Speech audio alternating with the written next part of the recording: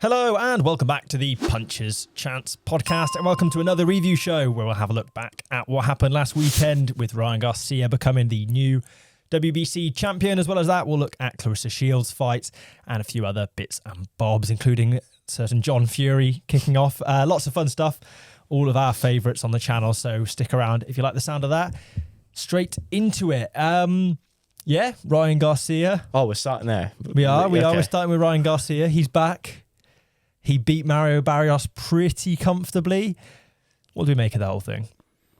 It's hard to tell exactly where Ryan Garcia is because Barrios was not great. I've only watched the highlights of it. I didn't get the chance to watch the full fight, but it looked like a very comfortable night for Ryan Garcia. He's got the world title now, so it puts him in a good position moving forward.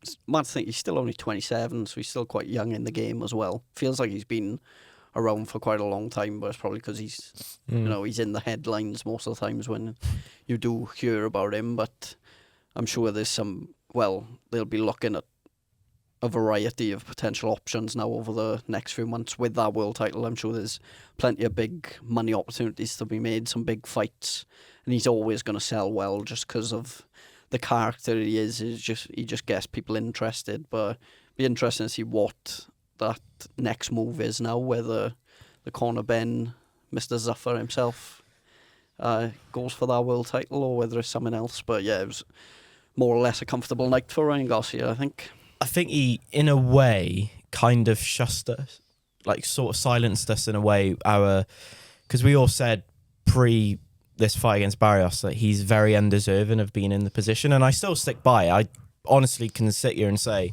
Ryan Garcia should never have been fighting for that title. We all know the WBC is quite good that he's back, actually. Yeah, you and because your he can WBC, say some good stuff about the WBC today. But it was a great performance. Was it something I expected? Yes, I kind of expected Ryan Garcia to dominate, but I didn't expect him to have a complete, 120, 108 sort of performance, 107 with the knockdown. It was a phenomenal performance, but again, it goes back to that question mark of should have he been in that position in the first place? And the simple answer to that is he shouldn't have been fighting for a world title. He was undeserving. I think we can all agree with that, can't we? That Ryan Garcia hasn't really done anything to get him to that world level, but it's about the name factor. Well, he's done the stuff to get him to the world level. I think he's a world level fighter. He's probably just the problem was he was off the back of the loss to Rolly Romero and the drugs ban before that against Devin Haney. But it's a name factor. And I think this also sorts of plays into our last episode when we talked about Conor Ben.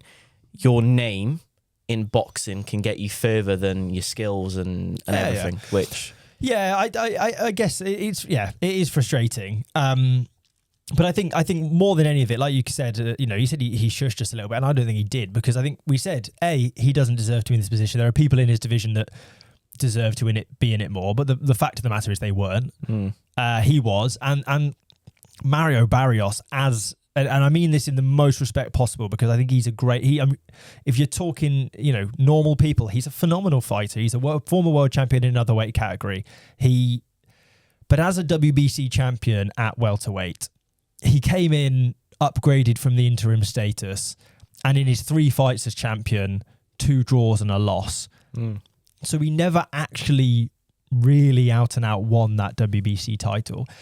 He wasn't great as a champion, and Ryan Garcia showed absolute levels to him in the same way as, for example, Tank Davis showed absolute levels to Ryan Garcia in their fight.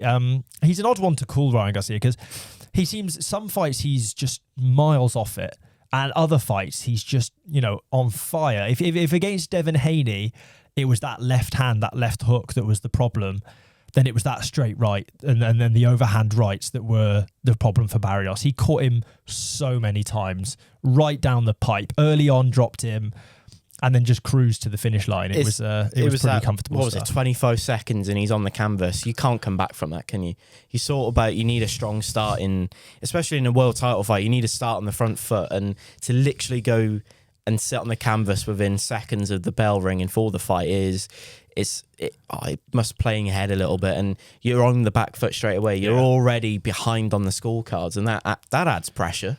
You've got enough pressure defending the world title, and all of a sudden now you're already 2 rounds down if it's a 10-8 round. And you're thinking, I need to start, and it played into the advantage of Ryan Garcia, and he went through the gears perfectly. And I feel like, in a way, it kind of, he needed a 12-round dominant performance, Ryan Garcia, I think, as well. If he went through that fight and got 3 or 4 rounds in, I think we would be speaking a lot differently about Barrios as a fighter. We would probably be saying he's done and all that at world level and all that. But to go the 12 rounds with Ryan Garcia and all that, fair play. But for Ryan Garcia, he must be in dreamland now, because the offerings that he's having now, he's just won a world title fight that some people said he wouldn't, other people said he would, and he's now being offered a fight against Conor Benn, which I think we can all agree here is nowhere near a world level fighter. Yeah, but actually, I mean, there hasn't actually been, other than the kind of noise that Conor Benn was in line for WBC before that, there hasn't, I don't think there's been too much talk about that as the fight. I mean, we obviously called it the kind of would you call it a circus if that fight happened? Well, it's 2 men off the back of bands that have been forgiven and forgotten. But I don't know, I think there's better fights out there for Ryan Garcia. I know Shakur Stevenson is talking about it as an option. I think that would be a fun fight to see. What a pundit he was as well. Even more so, I think a Devin Haney rematch. Now they're both back at the same weight. If they was able to put in place some of the voluntary anti-doping and et cetera, that obviously Devin Haney's team probably rightfully would want in that contract, then I think that's a really interesting fight to see again, because it's the only blot on Devin Haney's record. And it's actually the standout win on Ryan Garcia. If you call it a win, I know it doesn't stand as one anymore, but standout performance on Ryan Garcia's record. So to have that settled or righted or wronged, then maybe that'd be an interesting one to see. Thoughts on the WBC? Putting Ryan Garcia straight in for a world title fight, because we didn't get him. We didn't have your thoughts last week. It's typical WBC, isn't it? They won the most commercially viable. They haven't sent me one yet. They haven't sent. You're not commercially viable enough to get that. No. I haven't climbed the. You haven't got the clout. That's the problem. Well, you top 50 still, or I wish you could be top 2, but if you ain't got the followers, then they're not bothered. Yeah, but we'll probably see Floyd Mayweather picking up a WBC belt again at some point, because I think he's coming back, which I don't think we haven't mentioned that yet. It's Mike Tyson, isn't he? What? Well, he's fighting Mike Tyson in a. We've talked about that on the podcast. I forgot it happened in an exhibition in Africa. Of course. Bloody hell. But then he's also in talks to come back fully as a professional and restart. Not restart, but what, has he seen what maybe Manny Pacquiao's done and gone? Probably just. I'll do that after a bit more money, to be honest. But in terms of Ryan Garcia, I'd love to see the Devin Haney fight again. I think that would just be. It'd be a fun watch. I think Conor Benn there'd be plenty of interest around that. Be a fun build up that as well. In terms of them two going back and forth with each other, the whole build up, not just between them two, but everyone else that would be involved. It'd be interesting to get what Eddie Hearn would think in terms of that as well now, because obviously the allegiances have switched and whatever else. And if Ryan Garcia, even because I think he's a free agent now after the weekend, so.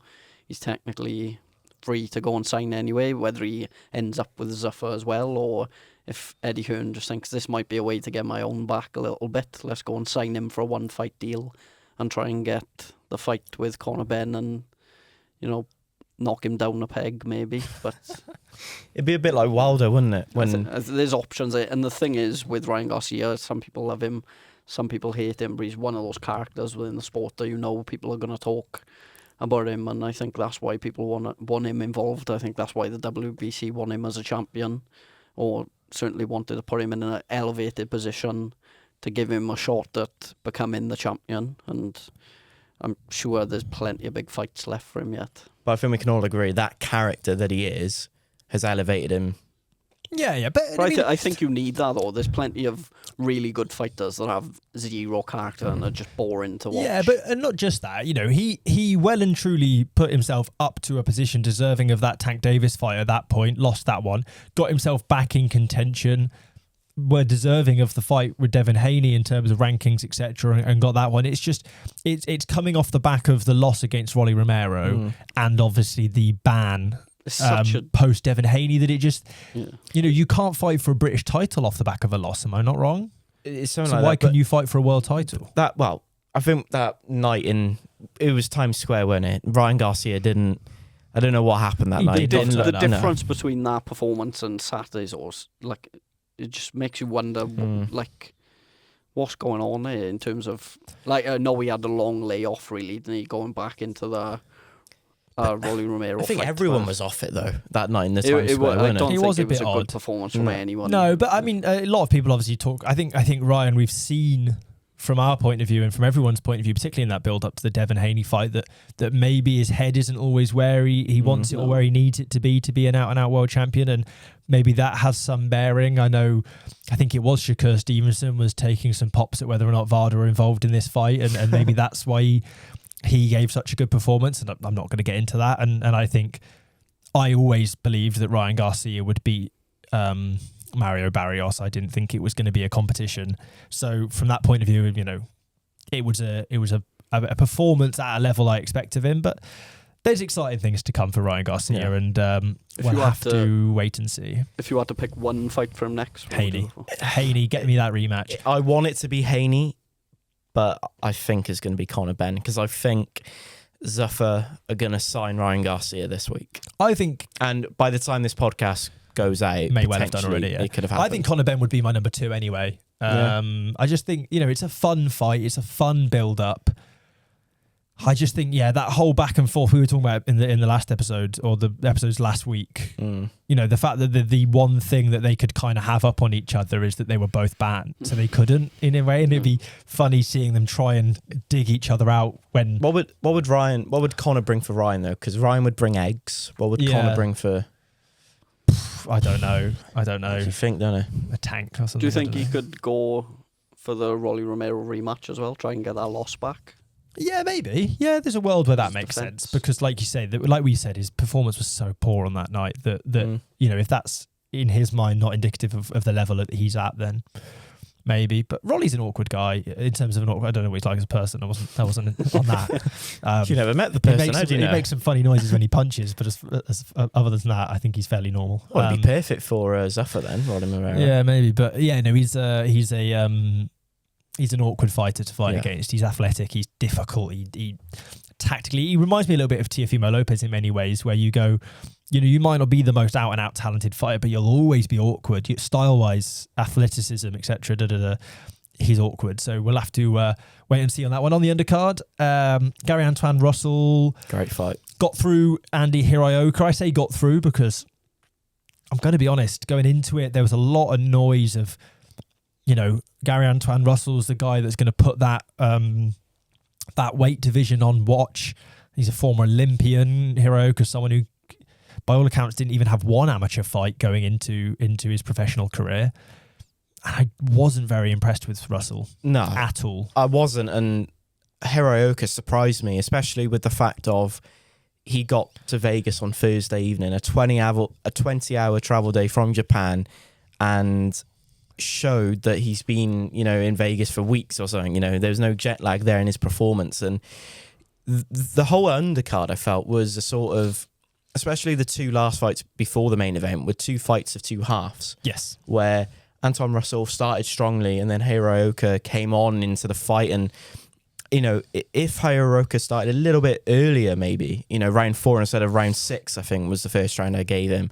Really? Yeah. See, going into round 6, I had them level. I think from what I was watching, I mean, the first round, essentially not a punch was thrown from either man. He didn't throw a punch for a couple of rounds, I thought.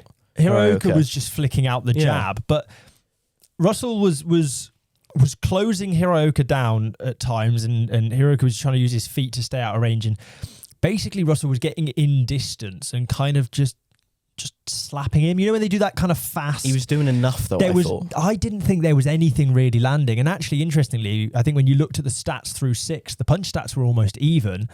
The DAZN commentary would have you think that Hiraoka had his hands tied to his knees for the whole first 6 rounds and not thrown a punch.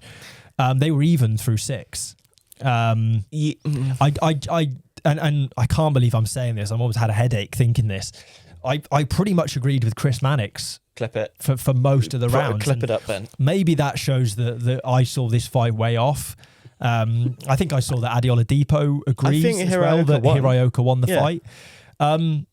But I think the start costed him a little bit. Okay, I gave 1, 3 and 5 to Russell and 2, 4 and 6 to Hiraoka, and then I gave Hiraoka I think 7, 8, 9 and 11 maybe, or 7, 8, 9, 12, one of those, and that was enough with the points deduction for the low blow, which, let's be real, if you're going to get a low blow points deduction, Talking about the commentary, that was probably the best that's line the way on the to night. do it. My God, he didn't just, it wasn't. haven't seen that. He It didn't was hit not him an low. Usyk on the belt line. It was Well, as commentary said, they nearly hit him in the bum. So yeah. That's how low it was. It was clean in the plums.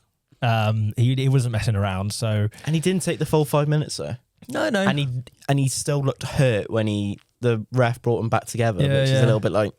No, I don't know. I think there's a lot of noise around Russell, and obviously I know he's a former Olympian, and I know he's a good fighter on paper and all of this. I haven't seen a huge amount of him, and I was expecting to be impressed, and I wasn't. Meh. I was underwhelmed. It was scruffy.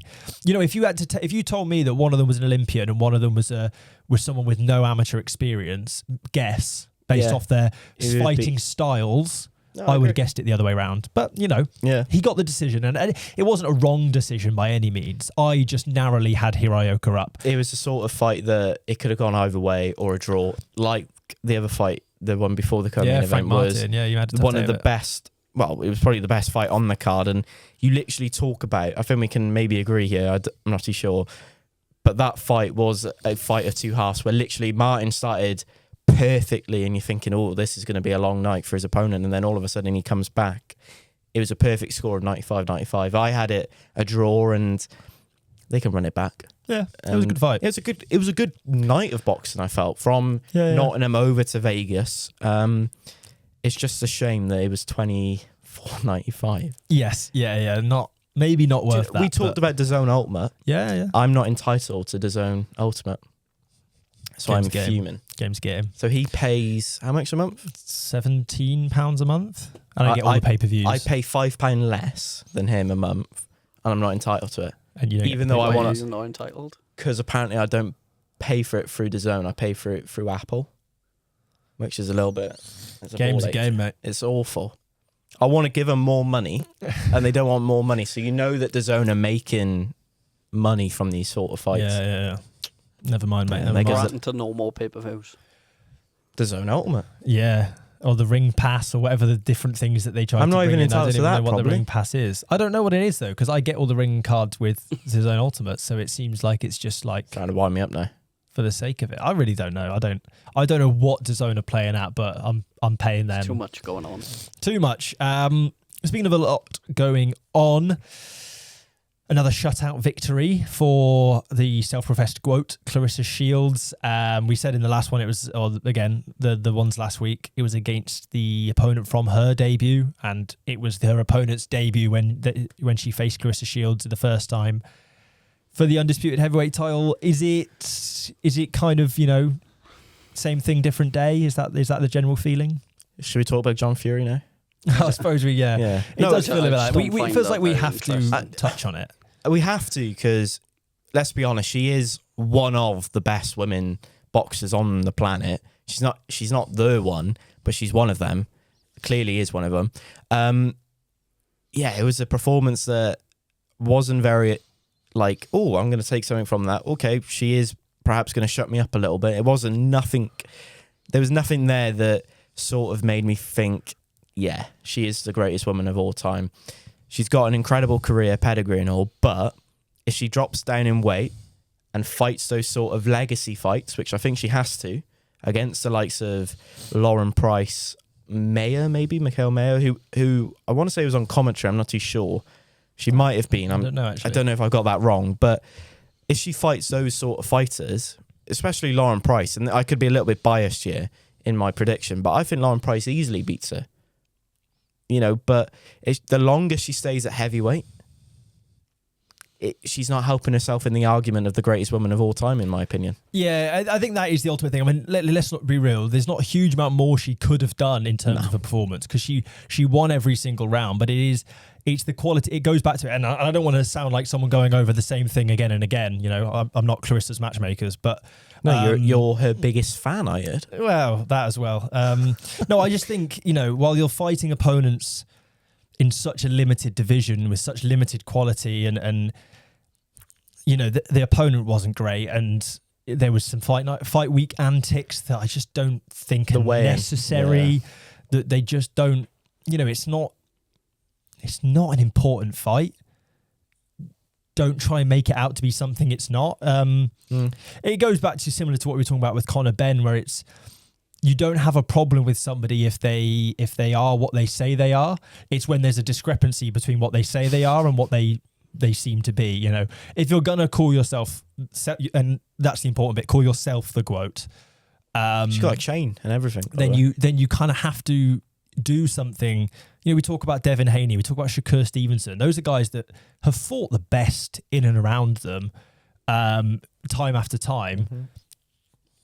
Claressa hasn't really done that. She's fought Savannah Marshall, and since... I think that Savannah Marshall fight's the only fight to look back on a career that would have any real impact. Other than the 2 gold medals as an amateur, which is a phenomenal achievement. But we're separating the amateur to the professional as ranks. Lauren Price has said to us. If you're separating those achievements, if you're looking purely as a professional, like you look at her resume at 18-0, there's no names on there that jump out to you massively, other than the Savannah Marshall fight, more because it was that historic fight card where it was an all-female card, and they headlined that. That is a moment in women's boxing that will stand out, but in terms of like, her career just hasn't got that interest, personally for me anyway, because I feel like maybe it is the fact that she's too good. Well, she is too good for the people she's coming up against, and there's just that lack of competition there where if you ever see her come up against someone who is equally matched to her, that's when you'll truly find out whether she's any good. But this is the point I've made previously. There are fighters in boxing around her weight class, and that's the important bit, around her weight class, that are competitive fights. You've mentioned the 2, Michaela Meyer, Lauren Price, extremely competitive fights, really exciting fights, interesting fights for the fans, and the kind of fights that if you win are legacy fights. They're big wins that people remember, but you've made the decision, rightfully or wrongfully, to move up to heavyweight in order to be able to say you are another division's undisputed champion. But there is absolutely no benefit to your legacy for doing that. You know, and I don't mean to be, again, I don't mean to kind of discredit the fighters in that division, but it's no feat to say you are the undisputed heavyweight champion in the female division, because there's 12 fighters in the division. It's not competitive enough. And that's the frustration. Is we talked about it originally when, you know, the comment that got me and you guys blocked from Claressa. I know. I can't believe we're still talking about it. In that Katie Taylor has fought every single name around her you can come up with over the last 10 years. If there's been a fighter in and around lightweight, welterweight, since facing Katie Taylor has fought and beat Persoon. Since facing her, it's just like there's no argument from there on in my opinion. Every single fighter has been the very best that division has to offer, and she's beaten every single one of them. Yeah. So what you're saying is then, if Claressa Shields drops down in weight and fights the likes of Lauren Price, Mayer, she will go up to, 4 or 5 in your rankings? No, I mean, she's probably number 3. Let's be real. I think what Amanda Serrano has done and what Katie Taylor have done, absolutely phenomenal. But to call yourself the GOAT, I think that has to come into discussion a little bit, don't it? I think if you were to beat Lauren and Michaela Meyer, you are undoubtedly, in my mind, probably the greatest fighter of all time, because those are 2 unbelievable fighters. And you add on to that the number of divisions that she's been undisputed at, the 2 Olympic gold medals, the amateur world championships. You know, fair play. There's not much else I can say. But at this stage, Katie Taylor's won more national titles as an amateur. She's won that gold medal in her only Olympics. And as I said before, she's beaten every single person in her way. The only thing is, we've just talked about it for the last 5 minutes. She's not going to listen to this. Well, she can't. Look, it shows how much she dislikes you for what you said. Though all those years back, that I didn't even realise she's blocked us all on our personal Instagram accounts as well. I think maybe that's part of it. Is that ego? There's bigger fish to fry than us three. Yeah, in a podcast studio in our second year at uni. We're not that important. That's a big win for us. Yeah, by the way, there's more important things going on in your life than that. You'd hope, but yeah, I think part of me wants to be proven wrong because I just don't think it'll happen. Do you think she drops back down to fight any of those names though? No, I don't think she beats Lauren Price. No, I don't think she does, and I think partly it's because you if your entire brand is that, then it's a big thing to put that up for risk.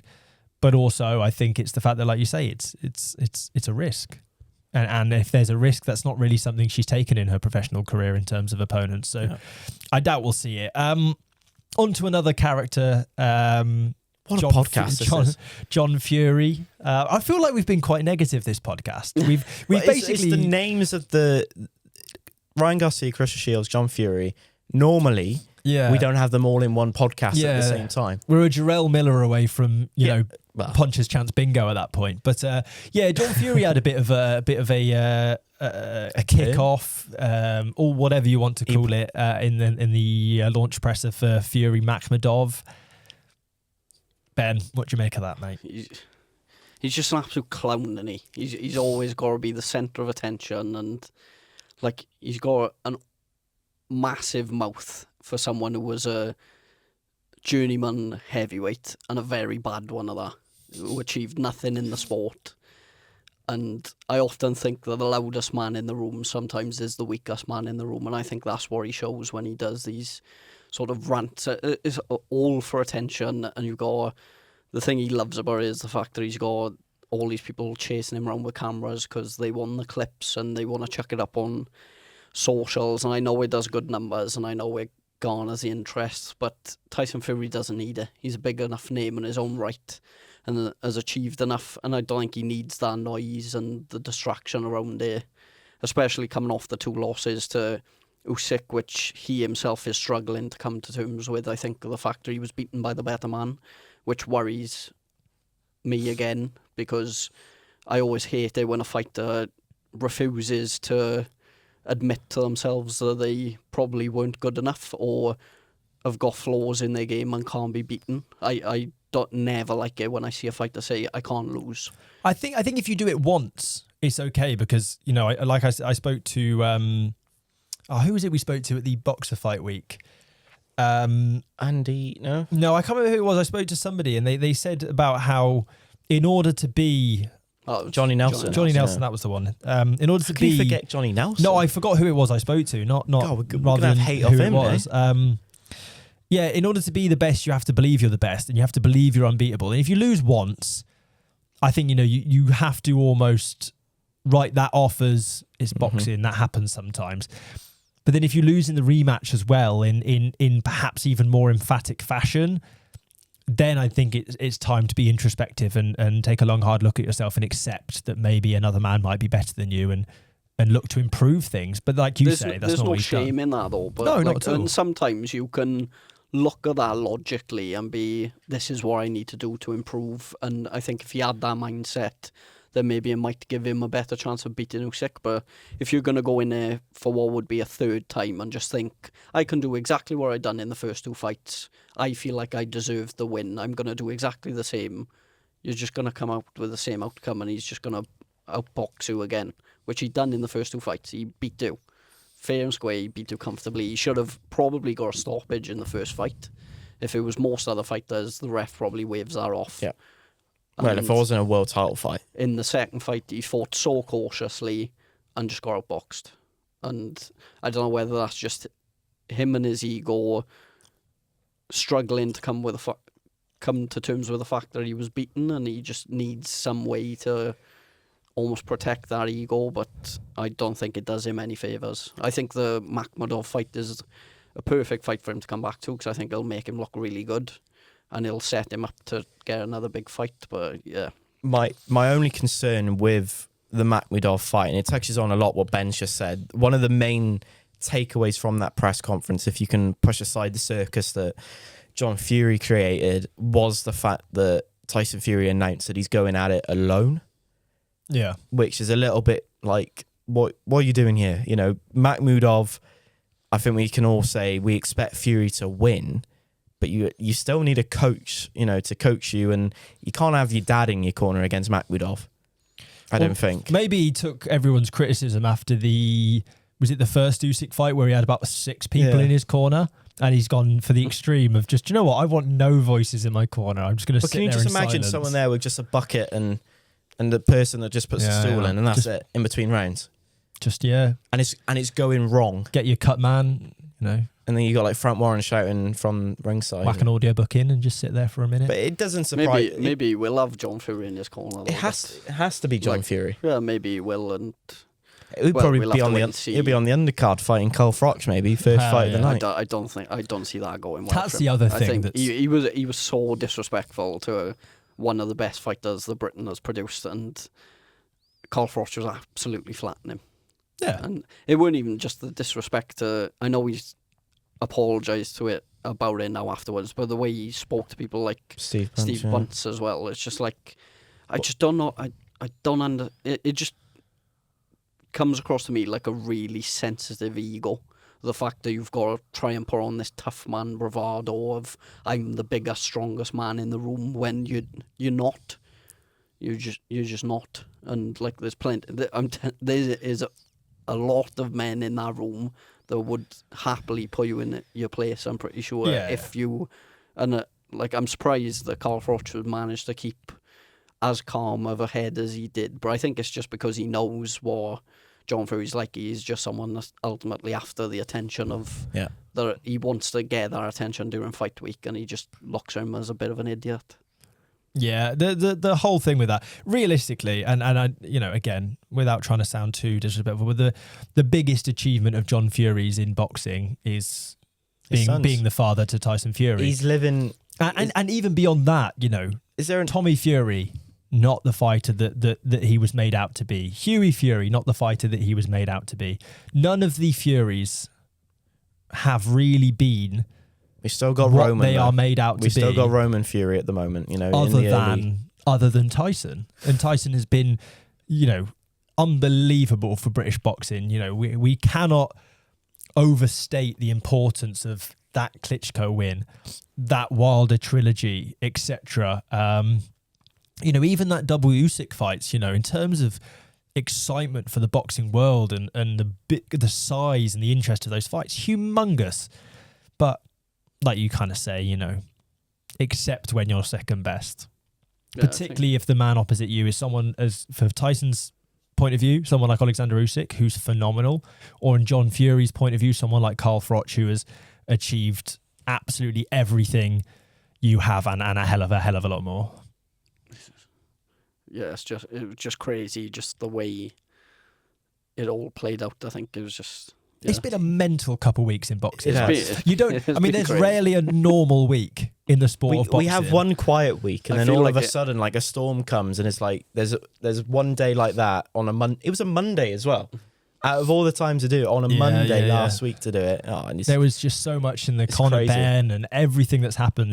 There's been something in the water. Do you know what I want to happen though? There's probably more that's happened since we've recorded this podcast. I do want to see John Fury get in the ring at some point. Do you? Why though? Because because I want to see him fight someone and lose. Yeah, but that's the exact reason why he wouldn't get in the ring. Because he knows he'd get flattened. Yeah, I actually don't want to. I just think it's beyond ludicrous at that point. People just need to ignore him. You know, there gets to a point in life, and we said it with Mike Tyson. Just don't get in the ring when against Jake Paul. Shouldn't be happening. And John Fury is far beyond the age of where he should be getting in the ring. In the same way as we don't put 14-year-old kids in the ring because of they're just not ready. You know, you are not in the position to fight. Let's stop. But misfits though. If two people have a falling out, you don't have to promote a boxing show. If you really want to have a scrap, there's plenty of hidden car parks or whatever. You know, I'm not endorsing that, but go and have it out. but it doesn't need to be this big spectacle. It's getting a bit daft. But that's Carl boxing. Froch, John Fury is daft. But it's always but that's the boxing same. though. Every Tyson That fight though does good numbers. That's too It daft. makes a lot of money. It's and it way does too good daft. numbers. It's way too daft. Netflix would love it. DAZN would love it. Nah. That's a step too far. Stupid, I think. That's But a step too it's far. what could happen. Every No. Tyson Fury fight week has got to be the John Fury show all the time. He's got to do something. It was the same with the Usyk fights where he was headbutting people and The first time round, the second time round, you didn't see him. Yeah. Yeah, and look what happened there. Yeah, but why did you not see him the second time round? Because his son had his arse handed to him in the first fight. Yeah. Yeah. So they Quite possibly. like, let's not make such a. We're trying to give it the big one in the first fight. No, it's true. We got done over. So Brutally. Even at that, he headbutted the smallest bloke in Usyk's team. Yeah. Like, it's just all of it is And the thing is, distasteful. Usyk's team thought they were having a laugh as well. And it's all a bit distasteful, but I can understand him wanting to be a character, you know, and like he's obviously very proud of what Tyson Fury's done, and he should be. Like, he's been an amazing servant to the sport, and he's achieved really good things and had a brilliant career. But you don't need to constantly be trying to make everything about you all the time. And like, it's just again, it comes back to that thing of this fake tough guy act that I'm the hardest man in the room, and anyone who disagrees with me or talks down or goes against what I believe, then I'm gonna stand there and fight you. When like, he's done a lot of shouting about fighting people, and I've never once seen him do it. And the times I have seen him do it is when he was in a boxing ring as a professional and getting put on his arse. yeah. So Yeah.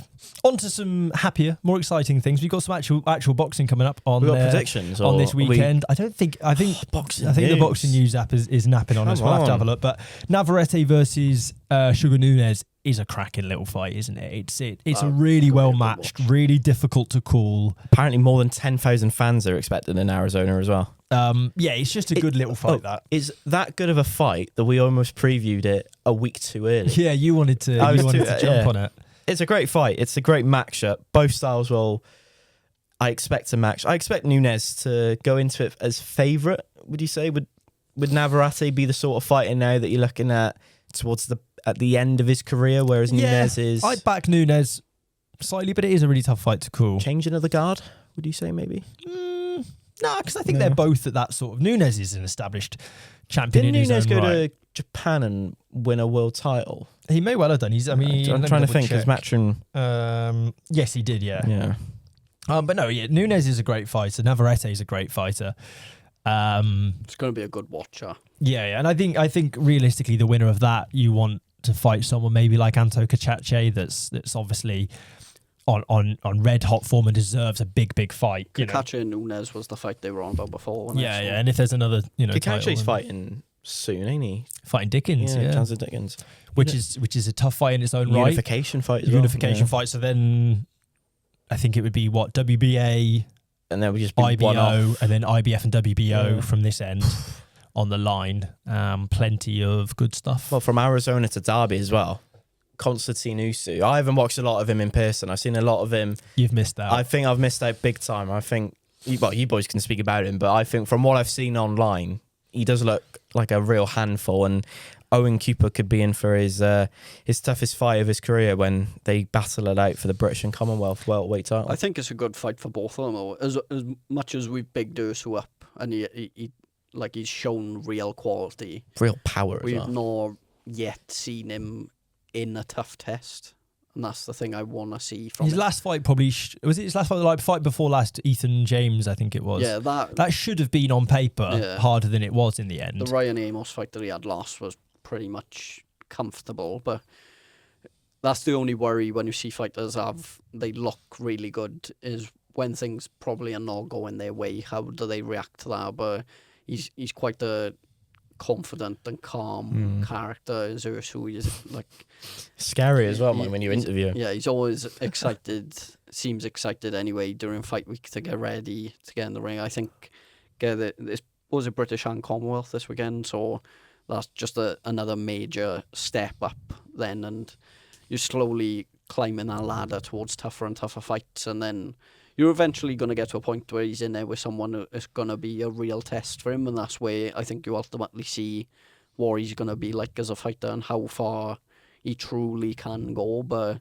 I think from what you've seen of him and what we've seen of Owen Cooper in their last few fights, I'd probably edge towards Ursu getting the win on Saturday. Yeah, I agree. I think he's such an interesting fighter because in the ring, he's violent, he's aggressive, he's huge knockouts, very sort of just like efficient and matter of fact. And then like you alluded to, when I interviewed him, he was so like cold, but then, you know, he's talking about fighting journeyman and saying he doesn't like fighting journeyman because he's not a bully and he doesn't want to just, you know, feel like he's beating people up. And it's this weird kind of amalgamation. Then we see him at the end of that night in Brentwood, and he's just got a pair of jeans and a t-shirt on, and he's walking out because he's got to rush home for something. And he seems like there's and I think he regularly goes to watch Plymouth down at the footballs. You know, he's what a weekend! Last weekend. Cardiff City fan, remember? Yeah. We're still top of the league, don't worry. As a Moldovan living in Plymouth and training out of there, he just seems to have found his place, and I just want the best for him because he's such a fun fighter to watch. Yeah, so his point is asking for your predictions. Then. He kind of goes. I do think he'll win it. Yeah. I think he's good enough to. He kind of goes in as the away fighter in this one as well, because Owen was the Queensbury fighter. Boy. So, but yeah, I expect him to get the win, and I think it's just a matter of how good can he look as well. Like, I don't want to be disrespectful to Owen Cooper. I'm sure he's going to be coming in thinking that he can get the job done. He's been in some good fights and good performances himself. Was the Echo S1 fight that he had? He lost in the last, stopped in the last round against S1. One of the Was it Chris Congo he's beaten as well? Owen Cooper, Chris Congo, well, he returned to winning ways against him. Yeah, I think fought Ethan James as well. I think this is a really great litmus test for Ursu, because if Ursu is able to stop him, for example, in an earlier round, which there isn't a later round really, or an earlier round than Esserman did, then you know the levels that Esserman's shown, then as a signifier for his level, then that's quite a promising place to be. If he struggles or if it takes him the distance, then maybe you have to test and readjust as where you see him at. But it's hard. It's been hard up to this point to put a finger on how good Ursu is, beyond the obviously extravagant knockouts. Konstantin Ursu against Conor Walker, though, is the dream fight. It's such a good fight. Yeah. We need to see it. I'd love to watch it. At Plymouth Football Stadium as well. Oh, I think Conor Walker's got the pull on that one, though, doesn't he? Wolverhampton, neck of the woods. Yeah. Walsall, you could do it in, I guess. It's a decent card this weekend. Luke McCormack's stepping up big time, 10-rounder in his 5th fight. Shout out to Garth Newt.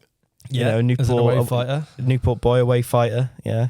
Yeah, it's a pretty sort of classic Queensbury in many ways. Should be a lot nicer than what we were for the last Queensbury. Interesting main event, somewhat intriguing co-main, and then little else to inspire. But we do, of course, still have that St. Paddy's Day card coming up in a couple of weeks. And then the Magnificent Seven. And the Magnificent Seven looks unbelievable. There's, 7 magnificent fights, believe it or not, on that one. So, but there's more than 7 fights, though. Yeah, but there's 7 magnificent fights. Okay, I think that's where you're getting confused. So what happens if my opinion of it though is that there's only 5 magnificent fights? Then, well, you're wrong, because there is genuinely 7 good fights on that card. Yeah, but what happens if I don't think? See, I'm trying to. You can tell we've been podcasting just doing a bit, for a while. Losing the mind a little bit. I think so. He's going to keep us on. There's been a few things to look forward to out of the Queensbury, and then obviously they've been delayed and maybe announced a little bit too early, so you kind of have too much time to sit and think about them. But I'm looking forward to that Magnificent Seven and the St. Paddy's Day, and I'll certainly tune in to watch Ursu. I think it's a cracking main event. Yeah, I think people maybe sleeping on it a little bit after the weekend that we've just had with Wood They're just not the biggest Warrington. of names, are they? That's the thing. But if you know your boxing, then you know that it's a good matchup. Are we all leaning on the side of Ursu for this one, or yes? Yeah, I'm going Ursu. Stoppage or decision? I'm gonna go Ursu by stoppage. Yeah, I think he's got to get the stoppage. Just because we've seen Cooper stopped before, and I've obviously been at plenty of Ursu's fights. So he's a little bit biased as well because he's a top tier employee. I think it's just more in terms of I've been around a lot of Ursu's fight weeks, and I've seen how much I've sat down with his coach and like I've seen the preparation they go through in terms of every opponent and like the plans that they put in place, and you almost see the plan that they have go into full effect during fight night. So that's what's really impressed me. So Cooper, Ursu. Fair enough. I actually think it's going to be a points decision win. Oh, okay. But I have pretty much said this really every single time. You think, now this time he won't get the stoppage, and he has to this date pretty much always proved us wrong. It's probably going to be the first time as well. I feel like he'll get the stoppage because Cooper will come to want to win as well. Want to win, yeah. The fights he doesn't get a stoppage is people who tuck up. Yes, pretty much, they're just trying to survive. It's probably going to be the first time that a lot of people are really going to be watching him, Ursu.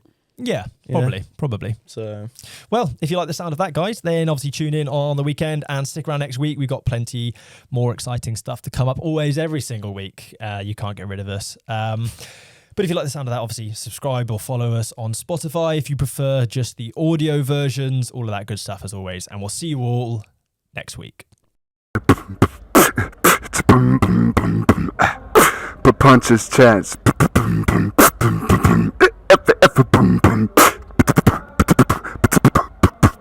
Punches Chance Podcast.